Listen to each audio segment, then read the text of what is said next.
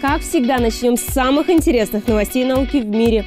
Дэвид Рэбби и Виктория Рэдклифф из университета Сассекса попытались выяснить, как на самом деле собака воспринимает слова обращающегося к ней человека и к чему она уделяет внимание, в первую очередь знакомым сочетанием звуков или той интонации, с которой слова произносятся.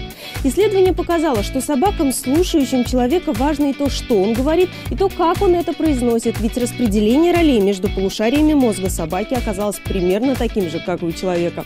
Так что дружеские разговоры со щенками все-таки можно считать менее бессмысленными, чем могло бы показаться скептикам.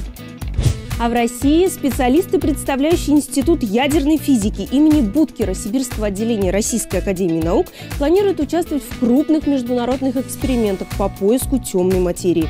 Исследования в этой области направлены на создание новых эффективных калориметров на основе сжиженных газов.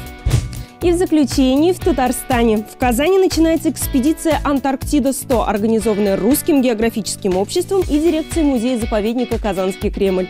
Дайверы из Татарстана совершат погружение на 100-метровую глубину у берегов Антарктиды для изучения гидросистемы Южного океана. Исследователи будут жить на судне возле российской научной станции Беллинсгаузен и там же проводить погружение. В Казань экспедиция рассчитывает вернуться до Нового года. Будем ждать с нетерпением, а на этом у меня все.